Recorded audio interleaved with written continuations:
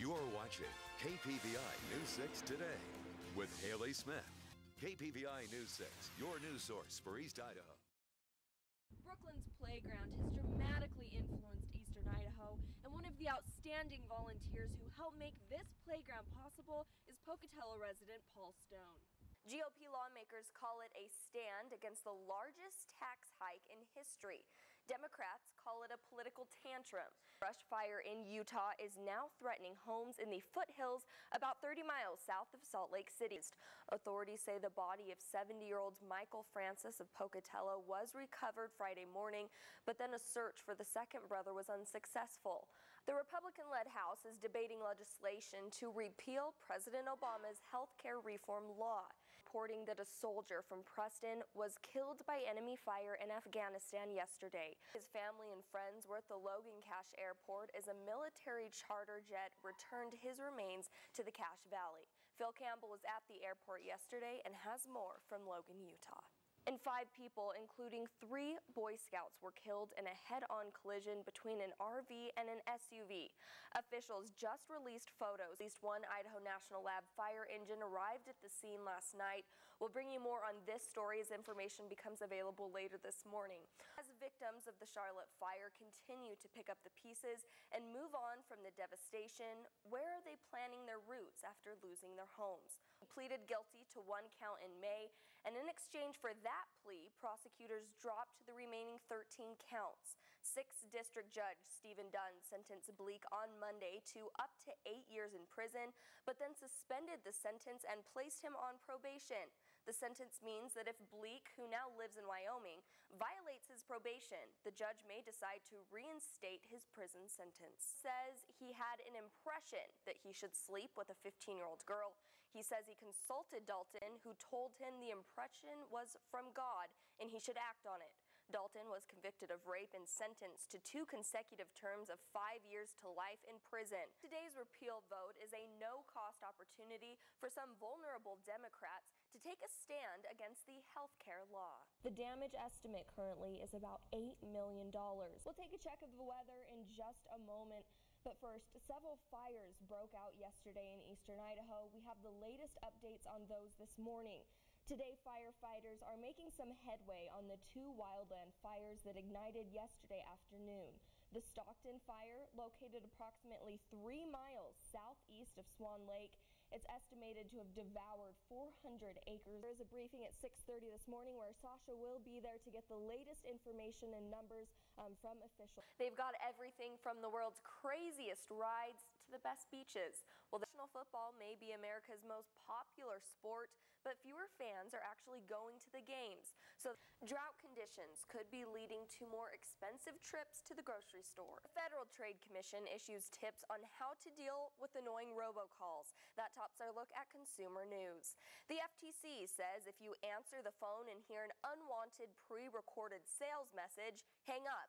Don't press 1 to get an operator, and don't press any number to get off the caller's list. The FTC says doing that could lead to more robocalls. Report the call and phone number to the FTC at www.ftc.gov/robocalls or 1-877-382-4357. Also, ask your phone provider to block the number. Some companies charge a fee, so be sure to ask first. Jane King at the New York Stock Exchange with that. And no solid foundation yet under the housing market in this morning's Bloomberg Business Report. Good morning, Jane. In your political headlines today, the U.S. House of Representatives passed a bill to repeal President Obama's health care law, but it won't. The bill passed 244 to 185 along partisan lines, but it's not going anywhere in the Senate. So who won? Brian Moore reports from Washington. 7th District Judge Joel Tingey ruled that Christopher Tapp failed to prove that he was in police custody during an interview when he incriminated himself in the 1996 Angie Dodge homicide. The court dismissed Tapp's motion for post-conviction relief in its entirety, Bonneville County Prosecutor Bruce Pickett said he is satisfied with the judge's ruling, and he hopes this will close a chapter for the people affected by this tragedy. The court's decision comes as a result of an evidentiary hearing held in February. Police investigated an injury crash on State Highway 33 in Victor. 16-year-old John McLaurin from Driggs was driving in a 2001 Dodge pickup. For unknown reasons, McLaurin's pickup crossed the center line and struck 74-year-old Robert Davis, also from Driggs. As you're starting out your day, you can stay informed with KPVI all day long. You may be wondering, does the money saved outweigh all of the time spent looking for coupons? We put it to the test. Joining me is the thrifty couple here. We each have $10 to go in and see who can come out with more. Friends coming in from across the country and the world to participate in these games. Their efforts have an economic impact on the Gate City, bringing in more than 1,000 people for their week of fun in the sun. Reporting in Pocatello, Haley Smith, KPVI News 6. Watch closely at this surveillance video from a pool in Washington State. See if you can spot what the lifeguards and adults missed. A 10-year-old falls off a float and begins to drown. He's there, head under water. Precious minutes pass, and no one notices he's at the bottom of the pool. Finally, after 5 long minutes, an adult swimmer finds him and pulls him out. It happened 7 years ago. Officials saved the child's life, but he suffered permanent brain damage. Drowning is quick and it's silent. It can happen before an adult even gets to the pool, and it happens. The numbers are enough to scare any lifeguard. Each year, 390 kids under the age of 14 die in accidental drownings. 5,200 kids require treatment in an ER, and drownings is the #1 cause of death for kids 5 and under. Here in Idaho, where summer is in full swing, kids crowd the pools and parks every day. Every hour the whistle blows and everyone is required to jump out of the pool to check the water. I like to count how many people are in the pool so I know if anyone goes down. Leo, call 911! This summer, lifeguards in eastern Idaho are constantly on their toes with warmer than usual weather. Especially due to the heat. We've had a lot more patrons here and it's been very busy, but we've been handling it very well. The guards here are very well trained. Seems like the scientists symptoms are spinal. I dove in the pool to swim and I hit my head on the bottom. Ready? 1, 2. Lifeguarding at public pools has been a serious business for decades around the country. Ronald Reagan himself saved 77 lives as a summer guard starting when he was in high school. Only takes a few seconds. A child or an adult, an experienced swimmer or a non-swimmer, anyone could get into trouble at any given time. And Ross Park in Pocatello offers swim lessons to keep not only lifeguards sharp, but also your little water splashers. Experts say it's important to know what you're doing. Young children should never be more than an arm's length away from an adult. Life rings or floats should be nearby. Fence off private pools to keep kids out, and use floating alarms to sound a warning should a child fall in. Another important tip is to learn CPR.